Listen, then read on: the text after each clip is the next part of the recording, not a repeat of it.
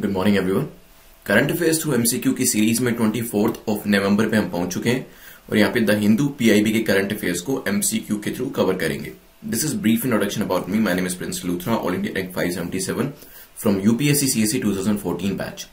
अभी टॉपिक्स देख लेते हैं जो हम डिस्कस करने वाले हैं। तो सबसे पहले criminal finances and crypto currencies के ऊपर एक क्वेश्चन है। ट्रॉपिकल साइक्लोन्स के बारे में डिस्कस करेंगे। स्टॉर्म सर्ज क्या होता है इसके बारे में देखेंगे। स्टिमैक्स 20 क्या है, न्यूज में था, इसको भी यहां पे जानेंगे। देन एक आर्टिकल डीप ओशन मिशन के ऊपर दिया गया था, इसके ऊपर एक एमसीक्यू बनाया है। नेक्स्ट एमसीक्यू जो हमारा होगा वो नेशनल कमीशन फॉर माइनॉरिटीज पे होगा। देन न्यू ग्लोबल इंडेक्स को डिस्कस करते हुए नक्सल्स के ऊपर एक हमने क्वेश्चन डिस्कस करना है। देन रोशन को एक्ट के बारे में हम देखेंगे। इसके बाद सऊदी अरेबिया के बारे में डिस्कशन करते हुए पूरे लेक्चर को रिवाइज करने वाले हैं। चलिए, कोई भी आपका डाउट होता है तो आप मुझे टेलीग्राम पे @prince_luthra पे भेज सकते हैं। और यूपीएससी मॉक टेस्ट सीरीज का जो लिंक है नीचे डिस्क्रिप्शन में मिल जाएगा। फर्स्ट मॉक टेस्ट जो है वो फ्री है, उसे आप प्रैक्टिस कर सकते हैं। एक अच्छी न्यूज आपके लिए है कि now you get the mock test series, the entire UPSC mock test series 2021 for free. तो UPSC mock test series 2021 everyday basis पे एक कैंडिडेट को दी जाएगी, फ्री ऑफ कॉस्ट आपको एनरोल किया जाएगा, आपको पे करने की जरूरत नहीं है। उसके लिए बस आपको वीडियो को लाइक करना है और नीचे कमेंट सेक्शन में बताना है दैट कि आपको फ्री मॉक टेस्ट सीरीज क्यों चाहिए। तो आप कमेंट सेक्शन में जाके लिख सकते हैं that I want free mock test series because, या फिर मुझे फ्री मॉक टेस्ट सीरीज चाहिए क्योंकि, और अपना रीजन लिखिएगा। देन एवरीडे बेसिस पे एक कैंडिडेट को सिलेक्ट किया जाएगा और उनको मॉक टेस्ट सीरीज जो है वो फ्री ऑफ कॉस्ट दी जाएगी। तो जस्ट वीडियो को लाइक करिएगा और कमेंट नीचे जरूर कर दीजिएगा that why do you need the mock test series for free. चलिए, विंटर 50 कोड के बारे में आप जानते ही हैं। For 50% discount on all the video series आप विंटर 50 कोड को यूज कर सकते हैं। मार्किंग स्कीम देख लेते हैं एक बार। तो आपको 6 या 6 से ज्यादा स्कोर करना है to be in the safe zone, और लेस देन अगर 6 आपका स्कोर आता है तो आप दोबारा से अटेम्प्ट कर लीजिएगा। चलिए, आज के पहले क्वेश्चन पे चलते हैं। First question talks about criminal finances and crypto currency के ऊपर जो अभी ग्लोबल कॉन्फ्रेंस हुई है। देखिए, इस तरीके की कॉन्फ्रेंस होती क्यों है? जब ऐसा रियलाइज किया जाता है कि क्रिप्टो करेंसीज की वजह से ही या फिर क्रिमिनल फाइनेंसेस की वजह से लोगों को परेशानी हो रही है, गवर्नमेंट्स को परेशानी हो रही है, तो कहीं ना कहीं एक कॉन्फ्रेंस ग्लोबल लेवल पे करने की जरूरत पड़ी, क्योंकि एक ग्लोबल लेवल का इशू बन चुका है। दो स्टेटमेंट को देखते हैं यहां पर। दोनों में से आपको बताना है कौन सी स्टेटमेंट करेक्ट है, कौन सा कथन आपका सही है। पहली स्टेटमेंट कहती है, it underline the need to expand capabilities on ways to probe virtual asset service providers to prevent money laundering. तो यहां पे एक ये चीज रियलाइज करी गई और अंडरलाइन करी गई कि हमें अपनी कैपेबिलिटीज को, सभी कंट्रीज को अपनी कैपेबिलिटीज को एक्सपेंड करने की जरूरत है, ताकि जो भी वेज एंड मीन्स है जिसके थ्रू वर्चुअल एसेट्स और सर्विस प्रोवाइडर्स जो है मनी लॉन्ड्रिंग को एनहेंस करते हैं, उसको प्रिवेंट किया जाए। तो किस तरीके से इन्वेस्टिगेशन करी जा सकती है वर्चुअल एसेट्स के अंदर, वर्चुअल एसेट सर्विस प्रोवाइडर्स के लिए इन्वेस्टिगेशन करी जा सकती है ताकि मनी लॉन्ड्रिंग को प्रिवेंट किया जा सके। क्योंकि देखिए, वर्चुअल एसेट आपके एक तरीके से वही हो गया कि सर्विस प्रोवाइडर्स कौन है यहां पे?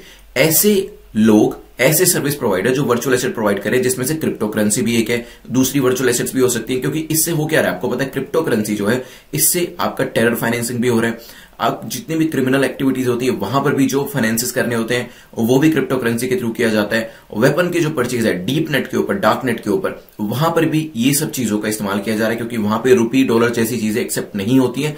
डार्क नेट के ऊपर crypto currency is the main currency अगर आपको कोई भी चीज सेल परचेज करनी है तो यहां पे क्या ये चीज है, हो सकती है।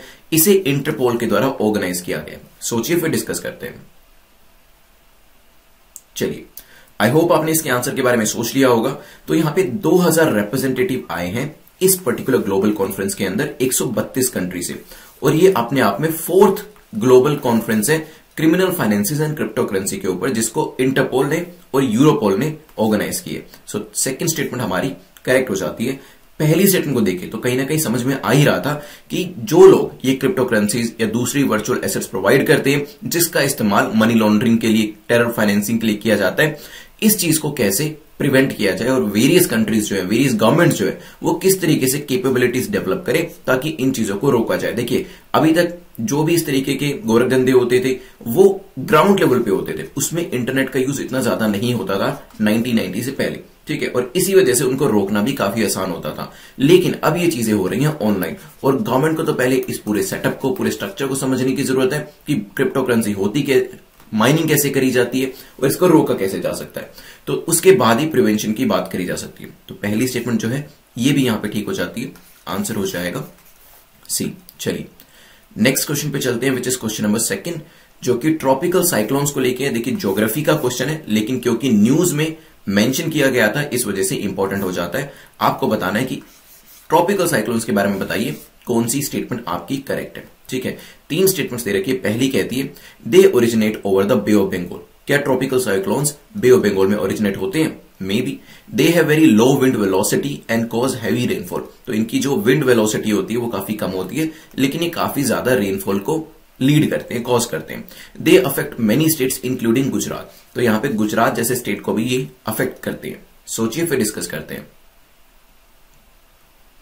चलिए, तो यहां पे इंडियन मेटीरियोलॉजिकल डिपार्टमेंट ने रिसेंटली कहा है कि एक सीवियर साइक्लोनिक स्टॉर्म जो है वो तमिलनाडु को अप्रोच कर रहा है।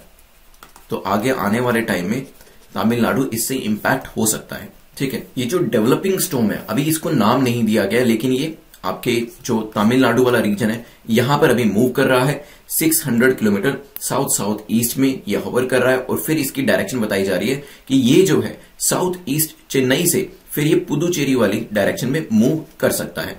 अगर बात करी जाए क्या गुजरात भी जो ट्रॉपिकल साइक्लोन्स होते हैं उससे इंपैक्ट करता है, तो यस, गुजरात भी इससे बचा नहीं है। गुजरात भी इन जैसे ट्रॉपिकल साइक्लोन से अफेक्ट हो जाता है।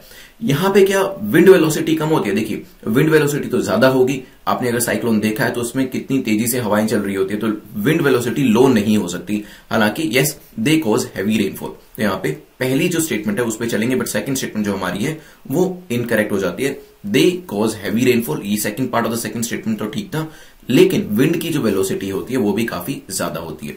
सेकंड स्टेटमेंट आपकी इनकरेक्ट हो जाती है। क्या वो बे ऑफ बंगाल में ट्रॉपिकल साइक्लोन्स ओरिजिनेट होते हैं? तो यस, पहली स्टेटमेंट आपकी ठीक है, आंसर हो जाएगा आपका बी। तो ये जो डेवलपिंग साइक्लोन है तमिलनाडु तक तो पहुंच ही चुका है, और कहा जा रहा है कि 25 नवंबर मतलब कल तक चांसेस है कि ये कराईकाल और पुदुचेरी को भी कवर कर लेगा, ऐसा आईएमडी का अनुमान है। चलिए, ट्रॉपिकल साइक्लोन्स में होता क्या है कुछ चीजें बता देता हूं, बाकी आप जो ज्योग्राफी वाले लेक्चर्स हैं वहां पे देख लीजिएगा।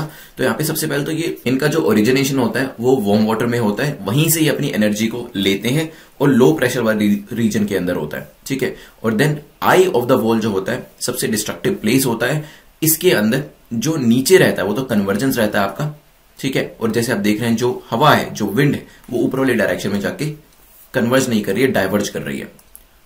और क्लॉकवाइज एंटी क्लॉकवाइज जो डायरेक्शंस होते हैं वो हम पहले ही इसकी डिस्कस कर चुके हैं। क्वेश्चन नंबर 3 को देखते हैं।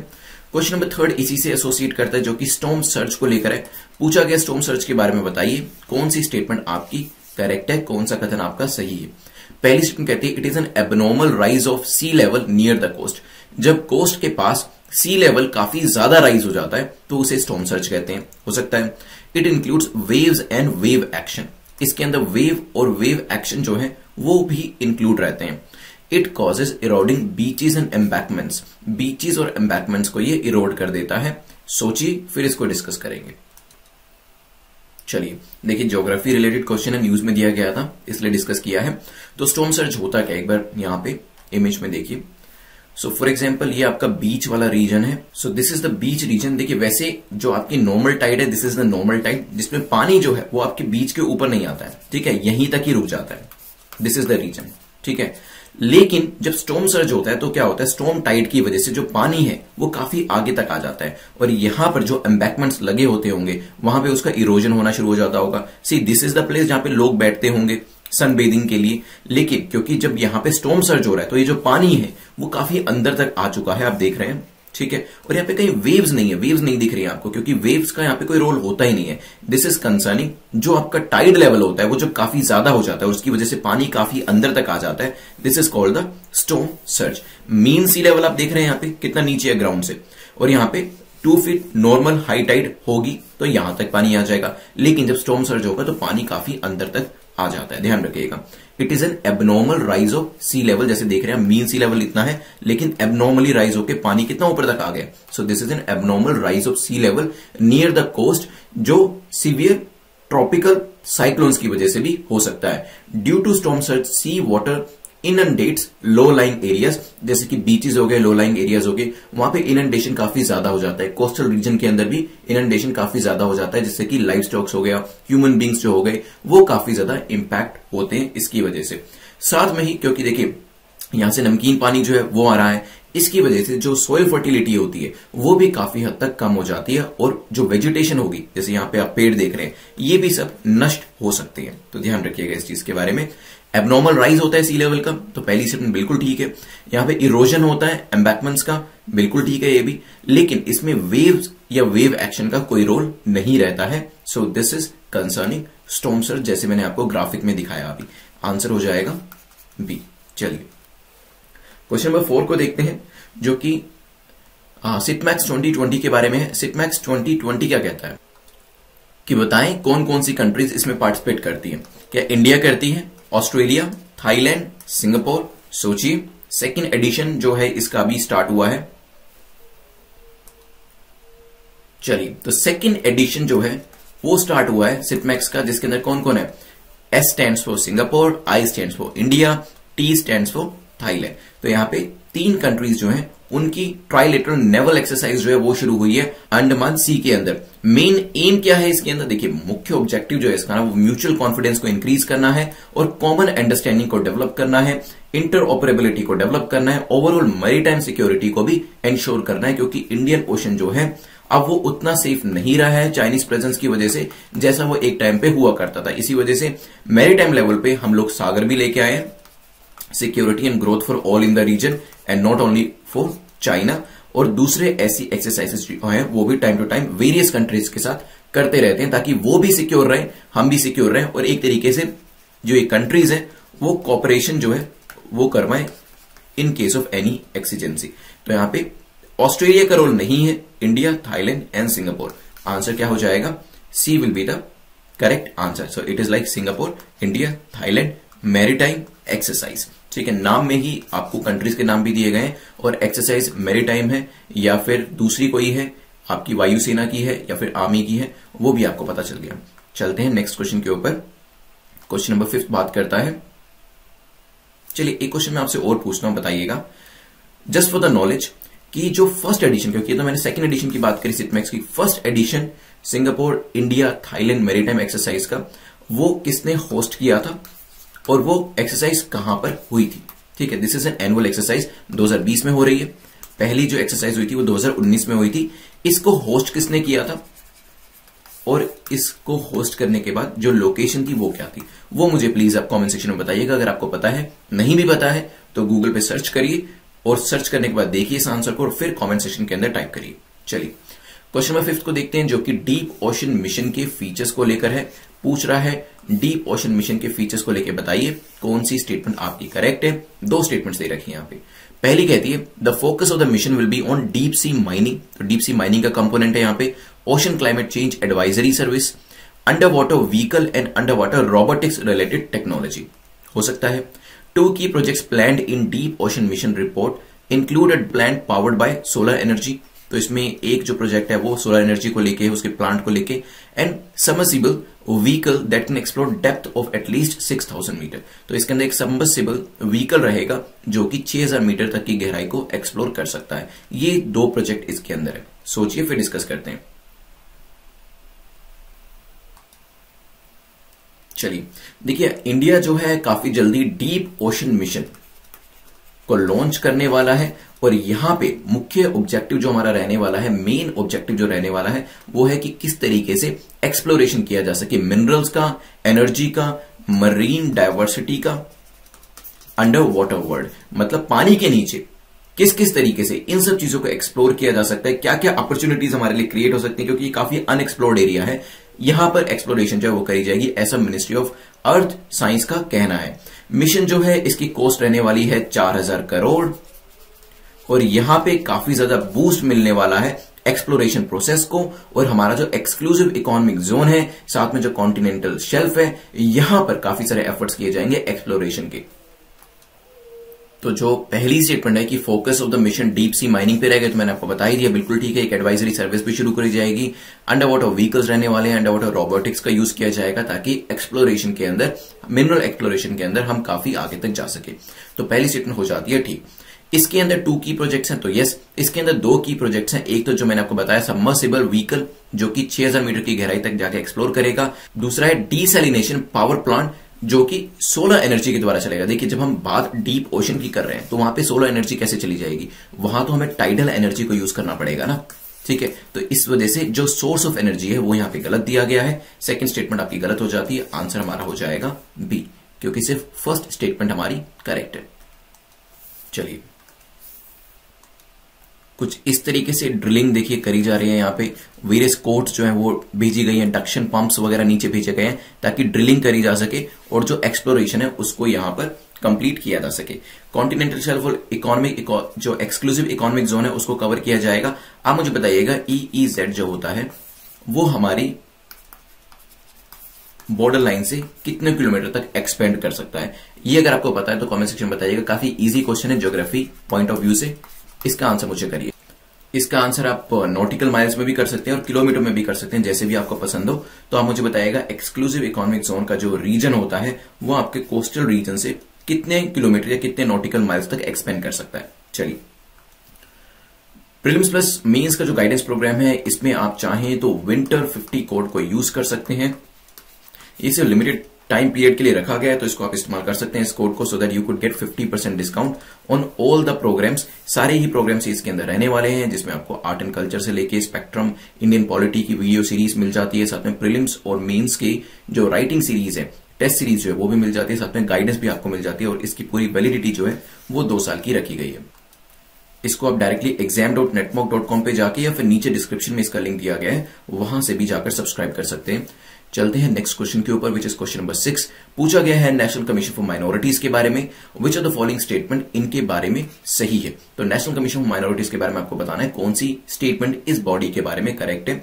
पहली कहती है इट कंसिस्ट ऑफ चेयरपर्सन और वाइस चेयरपर्सन एंड 5 मेंबर्स। तो इसमें एक चेयरपर्सन होते हैं, वाइस चेयरपर्सन होते हैं और 5 इसके मेंबर्स होते हैं।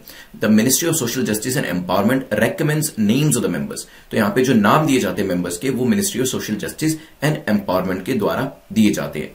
Each member holds office for a period of 5 years from the date of assumption of office। तो यहाँ पे टेन्योर बताया गया है, 5 साल का टेन्योर यहाँ पर रहता है। सोचिए, फिर डिस्कस करते हैं कि न्यूज में क्यों होती है ये बॉडी और इसका करेक्ट आंसर क्या है।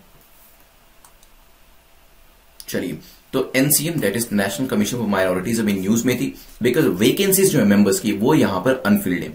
एनसीएम के अंदर एक चेयरपर्सन होते हैं, एक वाइस चेयरपर्सन होता है, एक 5 मेंबर्स एक ग्रुप रहता है, and all of them shall be from amongst the minority communities. और ये जो चेयरपर्सन होंगे, वाइस चेयरपर्सन होंगे और 5 मेंबर्स होंगे वो माइनॉरिटी कम्युनिटी से ही होने चाहिए, ऑफकोर्स, क्योंकि वो माइनॉरिटी कम्युनिटी के जो प्रॉब्लम्स है उसको और भी अच्छे से समझ पाएंगे और उसका निदान भी कर पाएंगे। तो ध्यान रखिएगा, पहली स्टेटमेंट आपकी हो जाती है ठीक। लेकिन न्यूज में क्यों था, क्योंकि वैकेंसीज जो है वो अनफिल्ड रखी गई है। अभी माइनॉरिटी पैनल के अंदर सिर्फ एट प्रेजेंट 1 मेंबर है, ठीक है। 5 मेंबर होने चाहिए, लेकिन अभी कितने मेंबर है, सिर्फ 1 ही मेंबर इसके अंदर है। तो ये वैकेंसीज फिल करना काफी जरूरी है ताकि ये जो पूरा का पूरा कमीशन है अच्छे से काम कर सके, माइनॉरिटीज कम्युनिटीज के जो इश्यूज होते हैं उनको समझ सके एंड उनको सॉल्यूशन भी प्रोवाइड कर सके। Total of 7 persons to be nominated by central government should be from amongst person of eminence and ability, integrity। तो ये जो 7 मेंबर्स हैं, 5 मेंबर्स, चेयरपर्सन, वाइस चेयरपर्सन, इसको सेंट्रल गवर्नमेंट जो है वो अपॉइंट करती है। तो यहाँ पे ministry of social justice and empowerment का जो रोल होता है वो गलत हो जाता है। मिनिस्ट्री ऑफ माइनॉरिटी अफेयर्स जो है उनका रोल यहाँ पे रहता है, क्योंकि वो रेकमेंड करती है नामों को प्राइम मिनिस्टर ऑफिस को और उसके बाद इनको अपॉइंट किया जाता है। सो रोल किसका है, मिनिस्ट्री ऑफ माइनॉरिटी अफेयर्स का, जो कि नाम रेफर करेगी किसको, प्राइम मिनिस्टर ऑफिस को, ठीक है। तो यहां पे सेकंड स्टेटमेंट गलत होने के बाद थर्ड स्टेटमेंट पे चलते हैं। टेन्योर जो होता है इनका वो 3 साल का रहता है, ना कि 5 साल का। इस वजह से तीसरी स्टेटमेंट भी आपकी इनकरेक्ट हो जाती है। ध्यान रखिएगा इस चीज के बारे में। तो ये इंडियन एक्सप्रेस से क्वेश्चन बनाया गया था, आंसर हमारा हो जाएगा। चलिए क्वेश्चन नंबर 7 को देखते हैं। क्वेश्चन नंबर 7 जो है इंपॉर्टेंट क्वेश्चन है काफी। Which of the following is not a pillar for the proposed new global index. आपको याद होगा G20 के ऊपर हमने क्वेश्चन कल डिस्कस किया था और मैंने आपको बताया था कि प्राइम मिनिस्टर ने, ये बेसिकली डीडी न्यूज के अंदर ये बताया गया था, प्राइम मिनिस्टर ने एक नए ग्लोबल इंडेक्स को पिच किया है कि पोस्ट कोविड एरा के अंदर एक न्यू ग्लोबल इंडेक्स होना चाहिए। ठीक है, prime minister Modi calls for the new global index for the post corona world. और ये जो नया ग्लोबल इंडेक्स होने वाला है ये 4 पिलर पे बेस्ड था। तो क्या उसमें टैलेंट एक पिलर है, टीम वर्क, टेक्नोलॉजी, सोचिए फिर डिस्कस करते हैं। चलिए, आई होप आपने सोच लिया होगा इसके बारे में। तो यहां पे पहले मैं आपको 4 पिलर्स जो है वो दिखा देता हूं कौन कौन से। सो जो प्राइम मिनिस्टर ने नया ग्लोबल इंडेक्स प्रपोज किया था उसके अंदर है टैलेंट, उसके अंदर है टेक्नोलॉजी, उसके अंदर है ट्रांसपेरेंसी एंड है ट्रस्टीशिप टुवर्ड्स द प्लैनेट। आप देखते हैं कि हमारे पास इसमें से कौन कौन से, टैलेंट हमारे पास है, टेक्नोलॉजी हमारे पास है, लेकिन टीम वर्क जैसी कोई चीज इसमें नहीं थी। इसमें क्या था, इसमें थी talent, technology, transparency and trusteeship. ठीक है, तो यहां पे आंसर क्या होगा, 1 और 3? नहीं, आंसर विल बी 2, क्योंकि आपको बताना था नॉट अ पिलर, इनमें से कौन सा पिलर नहीं है। आंसर हो जाएगा हमारा ए। चलिए, काफी इंपॉर्टेंट इसी तरीके के क्वेश्चंस कई बार पूछ लिए जाते हैं, तब आपको हो सकता है कि पिलर्स ध्यान ना आए तो इसका निमोनिक्स भी बना सकते हैं। वैसे तो चारों टी से हैं, लेकिन फिर भी कोई भी ऐसा फिलर टी से दे सकते हैं आपको एग्जाम के अंदर जो कि आपको कंफ्यूज कर सकता है। तो ये अच्छे से मल्टीपल टाइम्स पढ़ के जाइएगा ताकि एग्जाम में किसी भी तरीके की गलती ना हो। क्वेश्चन नंबर 8 पे चलते हैं, जो कि बेसिकली नक्सल्स को लेकर है। पूछा गया नक्सल्स को लेकर बताइए कौन सी स्टेटमेंट करेक्ट है। फर्स्ट स्टेटमेंट कहती है the term Naxal derives its name from village Naxalbari in Chhattisgarh. Chhattisgarh के नक्सलबारी रीजन से ये नेम डिराइव किया जाता है। तो क्या ये नक्सलबारी ही है और क्या ये रीजन छत्तीसगढ़ में ही है? सोचिएगा। They strongly believe that the solution to social and economic discrimination is to overthrow the existing political system. इनका मेन जो चीज है, इनका मुख्य उद्देश्य जो है या इनका जो मानना है कि सोशल एंड इकोनॉमिक डिस्क्रिमिनेशन को खत्म करने के लिए सोल्यूशन ये है कि जो political system, existing political system है, उसे हटा देना चाहिए, ओवरथ्रो कर देना चाहिए। सोचिए फिर डिस्कस करते हैं। चलिए, तो यहां पे नक्सल्स और हमारा जो सिक्योरिटी फोर्सेस है उनके एनकाउंटर को लेके एक न्यूज थी, इस वजह से ये डिस्कस किया गया। मैप पे भी अभी लोकेशंस देखेंगे। ये क्वेश्चन जो है आपको मेंस में और भी ज्यादा हेल्प करने वाला है, क्योंकि इंटरनल सिक्योरिटी के अंदर जो नक्सल्स हैं इनके ऊपर क्वेश्चन पूछे जा सकते हैं, या फिर दूसरी तरीके की जो प्रॉब्लम्स हमारी कंट्री फेस कर रही है तो उसके ऊपर क्वेश्चन पूछे जा सकते हैं। तो इस वजह से ये क्वेश्चन बनाया गया ताकि मेंस के लिए भी मैं आपको इन्फॉर्मेशन दे सकूं। तो नक्सल जो टर्म है, यस, ये नक्सलबारी रीजन से आई है of the district of Darjeeling, West Bengal, ना कि छत्तीसगढ़। तो पहली स्टेटमेंट जो है वो इनकरेक्ट हो जाती है। ओरिजिन कहां से? Naxalbari region of district Darjeeling, West Bengal में जो फॉल करता है। ये जो पूरा का पूरा मूवमेंट है ये ओरिजिनेट हुआ था, शुरुआत हुई थी इसकी 1967 के under the leadership of Charu Majumdar and Kanu Sanyal. ठीक है, तो लीडर्स जो हैं इनके नाम पूछे जा सकते हैं आपसे कहां पर? इंटरव्यू के अंदर। अदरवाइज जब मेंस का आंसर लिख रहे होंगे तब वहां पर भी इंट्रोडक्शन के अंदर आप इस तरीके के नाम मेंशन करेंगे तो एग्जामिनर को और आंसर इवैल्यूएटर को ये पता चलेगा कि आपको ये चीज का अंदाजा है कि इस पर्टिकुलर मूवमेंट का ओरिजिनेशन कैसे हुआ था, कहां हुआ था, कौन कौन इसके लीडर्स थे। ठीक है, तो पहली स्टेटमेंट यहां पे गलत है। सेकंड स्टेटमेंट जो है वो बिल्कुल ठीक है। इसी वजह से सिक्योरिटी फोर्सेज और नक्सल्स का आपस में एनकाउंटर होता रहता है, क्योंकि नक्सल्स का ये मानना है कि सोशल एंड इकोनॉमिक डिस्क्रिमिनेशन के लिए एग्जिस्टिंग पॉलिटिकल सिस्टम जो है उसे खत्म कर देना चाहिए। तो ये जो उनकी आइडियोलॉजी दी गई है वो करेक्ट दी गई है। आंसर हो जाएगा हमारा बी। एक बार देख लेते हैं मैप के ऊपर कौन कौन से एरिया अफेक्टेड है। तो झारखंड आप देख सकते हैं, यहां वेस्ट बंगाल भी है, देन छत्तीसगढ़ है, ऊपर मध्य प्रदेश भी अफेक्टेड है, महाराष्ट्र भी अफेक्टेड है, तेलंगाना भी अफेक्टेड है, यूपी भी अफेक्टेड है। तो ये जो रीजन, थोड़ा सा कर्नाटक भी अफेक्टेड है। यहां पे आपको स्पोरेडिकली कुछ इंसिडेंट्स देखने को मिलते हैं, लेकिन छत्तीसगढ़, झारखंड तो यहां पे हब है इसका। चलिए नेक्स्ट क्वेश्चन पे चलते हैं, विच इज क्वेश्चन नंबर 9, जो कि रोशनकोव एक्ट के बारे में पूछा गया। Rodchenkov act has been passed by, किसने ये एक्ट पास किया है? Russia, USA, Ukraine, France. सोचिए फिर ये एक्ट किस चीज के बारे में बात करता है वो भी देखेंगे। चलिए, तो रोशनकोव एक्ट जो है ये पास किया गया सेनेट के द्वारा यूएस के, और यूएस प्रेसिडेंट जब इसे साइन कर देते हैं तो ये बन जाएगा लॉ। ठीक है, so it has come in United states of America. ये जो एक्ट है बेसिकली जो ड्रग पेडलर्स होते हैं उनके अगेंस्ट में स्टार्ट किया गया है। बहुत बार ऐसा देखा गया है कि जो एथलीट्स होते हैं उनका जो डोपिंग टेस्ट होता है वो पॉजिटिव आता है, उसके बाद जो एथलीट्स होते हैं उनको तो पूरा का पूरा ब्रंट फेस करना पड़ता है, जो सारी पेनल्टीज होती है उन्हीं के ऊपर लगाई जाती है। लेकिन जो लोग ये ड्रग को फैसिलिटेट करते हैं वो छूट जाते हैं, दे गो स्कॉट फ्री, उन पे तो कोई ध्यान ही नहीं देता है। तो इस एक्ट के अंदर ऐसे कोचेज हो गए या ऐसे पेडलर्स हो गए या ऐसे लोग हो गए जो कि फैसिलिटेट करते हैं इस तरीके की ड्रग्स को प्रोवाइड करने में एथलीट्स को या फिर इवन जो जनरल रेजिडेंट्स है उनको भी, तो उनको यहां पर टारगेट किया जाएगा, उनको यहां से सिस्टम से एलिमिनेट करने की कोशिश करी जाएगी। The act seeks to criminalize major international drug fraud conspiracies which is mention in the section 4 of the act. तो आंसर हमारा यहां हो जाएगा बी। सिंपल सा क्वेश्चन था, याद रखिएगा। चलते हैं नेक्स्ट क्वेश्चन के ऊपर। और अगर मेंस में आपसे क्वेश्चन जो है ड्रग पेडलिंग के ऊपर पूछा जा सकता है कि सोसाइटी के अंदर जो ड्रग एडिक्ट्स हैं वो इंक्रीज हो रहे हैं, तो इस पूरी मेनस को कैसे खत्म किया जा सकता है, तो वहां पर भी आप एक कंट्री का एग्जांपल दे सकते हैं कि इवन यूएसए ने भी इस तरीके का एक एक्ट पास किया है, हम भी चाहें तो इस तरीके का एक एक्ट पास कर सकते हैं, एक स्ट्रिंजेंट एक्ट, ताकि हमारे देश में भी जो ड्रग्स का जो पूरा डिस्ट्रीब्यूशन होता है उसको कर्टेल किया जा सके।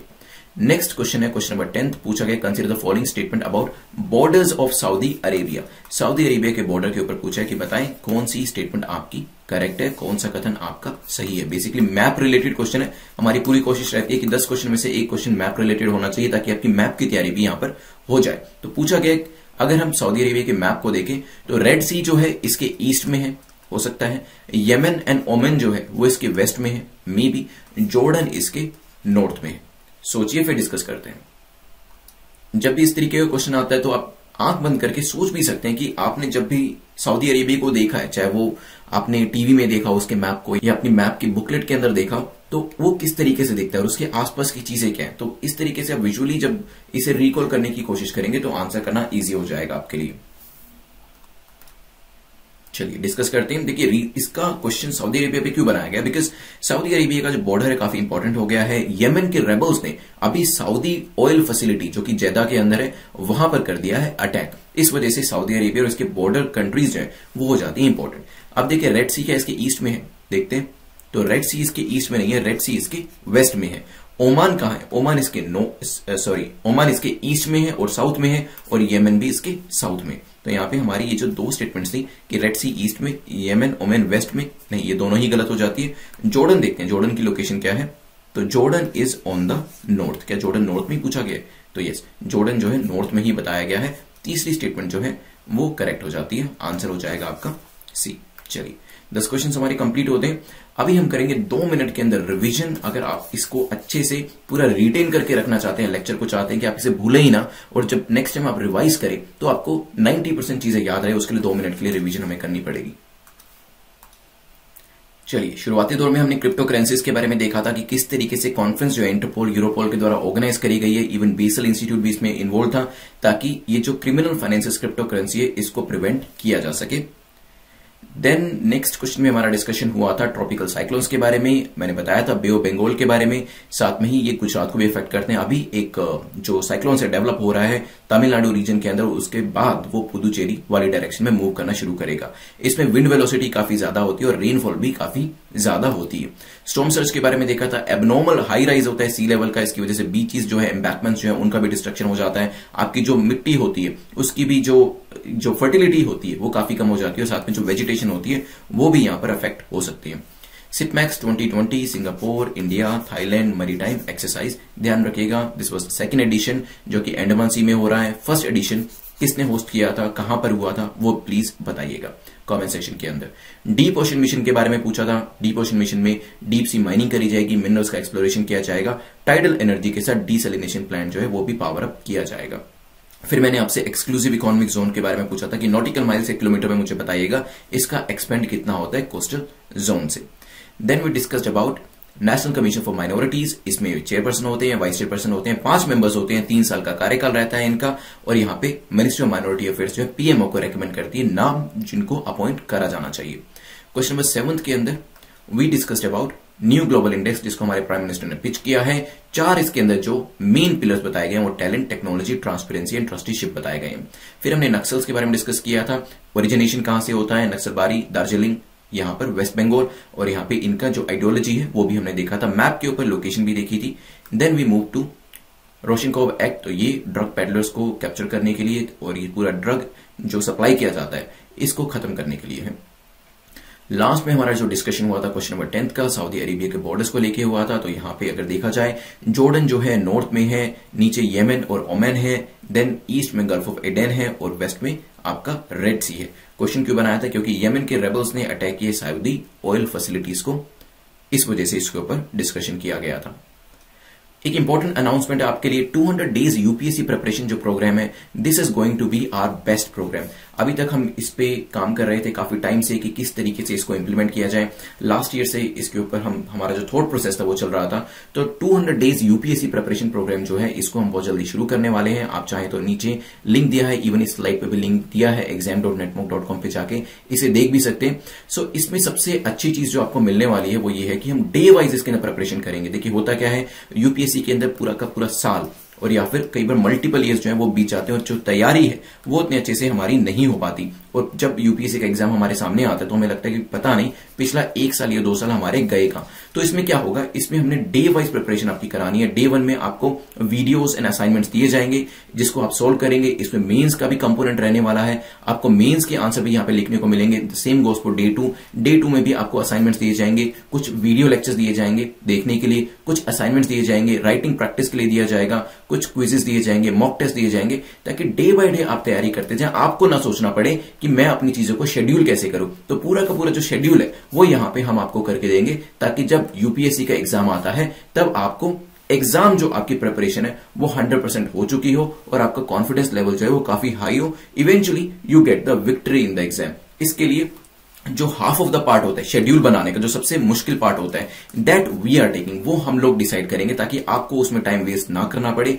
आप जस्ट प्लेटफॉर्म पे जाएं, डैशबोर्ड पे जाएं, डे 1 ओपन करें। आपको पता है कि डे 1 में ये 7 असाइनमेंट मुझे करने हैं, डे 2 में मुझे ये 8 असाइनमेंट करने हैं, डे 3 में मुझे ये 6 असाइनमेंट करने हैं। तो ये जो चीजें हैं आप करते जाएं सो दैट यूपीएससी की प्रिपरेशन और पूरी जर्नी आपकी जो है वो कंपेरेटिवली आसान हो जाए, उसकी प्रिपरेशन करना आसान हो जाए। तो एक नया इनिशिएटिव जो है वो स्टार्ट किया गया है जिसको आप चेकआउट कर सकते हैं exam.netmock.com पे। आपको इसमें बिल्कुल भी सोचने की जरूरत नहीं पड़ेगी कि किस तरीके से तैयारी करनी है, वो सब चीजें वी विल फिगर आउट। आपको सिर्फ अपनी तरफ से एक चीज देनी है, वो है मेहनत, और दूसरी चीज अगर मैं आपको कहूं देने के लिए वो है कमिटमेंट। तो मेहनत, हार्डवर्क और कमिटमेंट अगर आपकी तरफ से रहता है, बाकी सारी चीजें that we will take care of. चलिए प्रीलिम्स का क्वेश्चन देखते हैं। तो यहां पे रिपोर्ट के बारे में है, report on averting a lost कोविड-19 generation has been published by. इसे किसने पब्लिश किया है? तो ये मुझे आप कमेंट सेक्शन में जरूर बताइएगा कि किसने कोविड-19 की जो ये रिपोर्ट थी जिसको हमने लास्ट लेक्चर में डिस्कस किया था, इसे किसने पब्लिश किया है। अब आते हैं मेंस के आंसर के। चलिए मेंस का क्वेश्चन जो आपको आंसर करना है इंटरनल सिक्योरिटी से ही है। Our security forces are challenging Naxals with its full might, how we can ensure the security of people in Naxal affected area. तो हमारी जो सिक्योरिटी फोर्सेस हैं वो अच्छे से सामना कर रही है नक्सलाइट्स का, लेकिन किस तरीके से नक्सल अफेक्टेड एरिया के अंदर हम जो लोग वहां पे, जो हमारे भले लोग वहां पे रहने वाले हैं, उनको कैसे सिक्योरिटी प्रोवाइड कर सकते हैं, ये प्लीज मुझे बताइएगा। कमेंट सेक्शन के अंदर फोटोज को अपलोड करिएगा। लास्ट टाइम जो क्वेश्चन पूछा था उसके विनर के बारे में एक बार देख लेते हैं। तो करेक्ट आंसर जो दिया है वो दिया है संध्या राजपूत ने। तो संध्या आप मुझे netmockprep@gmail.com के ऊपर या फिर बेटर ये रहेगा @prince_luthra के ऊपर टेलीग्राम करके बता दीजिएगा कि आपको जो पीडीएफ चाहिए वो हिंदी में चाहिए या इंग्लिश में। कमेंट सेक्शन में अपने मार्क्स जरूर लिखिएगा, चाहे कितना भी आपने स्कोर किया हो। टेलीग्राम के ऊपर आपको पीडीएफ जो है वो भी प्रोवाइड कराई जाएगी। सब्सक्राइब करके आप बेल आइकन प्रेस करने के बाद ऑल बटन को जरूर प्रेस कर दीजिएगा, ताकि आपको जो हम कल्चर इकोनॉमी के वीडियो अपलोड कर रहे हैं वो भी टाइम टू टाइम मिलते रहे। Thanks for watching, see you tomorrow.